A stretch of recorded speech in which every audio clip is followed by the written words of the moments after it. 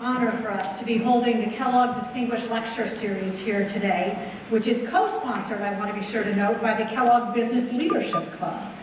We are delighted to welcome the Honorable Henry M. Paulson, Jr., former Secretary of the U.S. Treasury.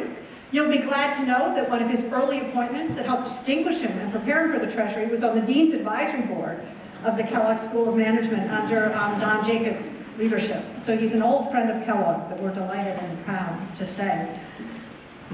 Hank's experiences really bring to life what we teach in our classrooms, which is how do we balance the study of markets and the study of management? How do we bring leaders forth who can take what they learn in the private sector into service in the public sector in ways that help move our country and our world forward? And certainly Hank confronted, he tells us we're supposed to call him Hank, by the way, is what I've been told. I just feel like I should say Secretary Paulson.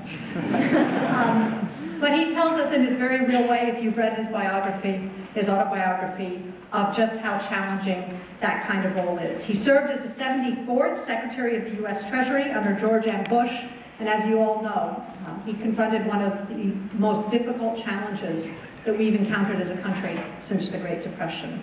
He also spent, just incidentally, 30 years at Goldman Sachs, where he was ultimately the chairman and CEO.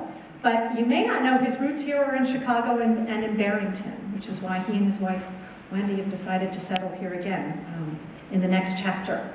I'm delighted that Professor Jan Eberly, who is the John L. and Helen Kellogg Distinguished Professor of Finance, is here to lead a conversation with Hank about some of the challenges he's confronted and some of the lessons he's learned.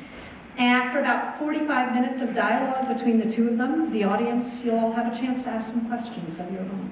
So without further ado, let's get started. Thank you.